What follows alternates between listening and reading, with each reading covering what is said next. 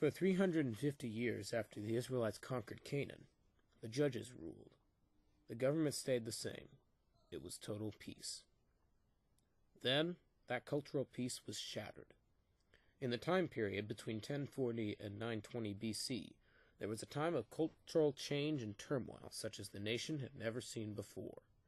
These changes were generated by the transitions of power created by Israel's alteration from a nation of judges to a nation of kings.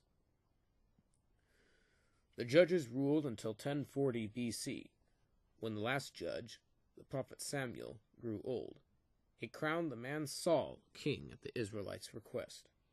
Saul reigned well, for the most part, but he killed himself after being defeated by the Philistines at Mount Gilboa. After 7 years of civil war, a man from the tribe of Judah named David became king. David was the model that all other kings in the Bible are compared to.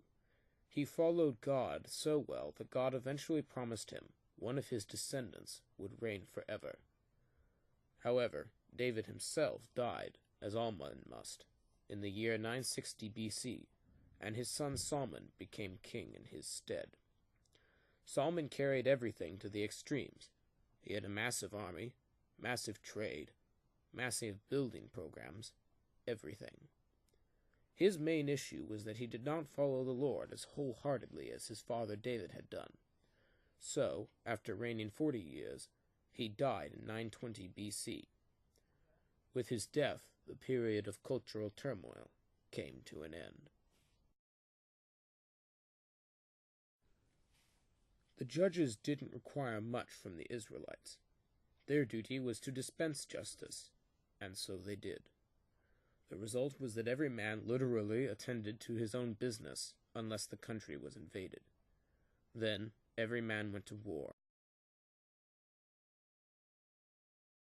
Saul didn't demand much either, although he did build up a 3,000-man army to garrison towns against the Philistine threat. The same structure of elders in the gate existed as had at the time of the judges, and Israel was relatively isolated from trade over its borders. David had a small force of 600 men, developed during his years of wandering. Including the Dauntless 3 and the Mighty 30, these 600 formed a division of elite troops that was loyal to David beyond question. David also formed an advantageous trading alliance with Hiram, king of Tyre. This meant that new ideas and products flowed into Israel from faraway lands.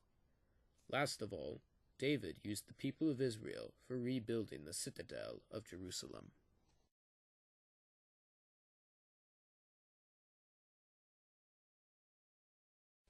David's son Solomon created an army of 13,400 men, including 1,200 chariots. He also forged 4 trade alliances, dealing in chariots, gold, silver, wheat, corn, and wool. The Bible also tells about his building program.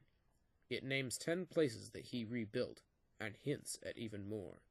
This, undoubtedly, was what the Israelites referred to as Solomon's heavy yoke on the people of his rule. The past 120 years had been a turbulent time for the Israelite culture.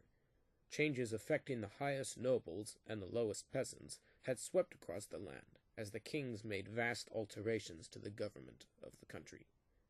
Now, it was time for the nation, as one body, to remember their God, the one who never changed.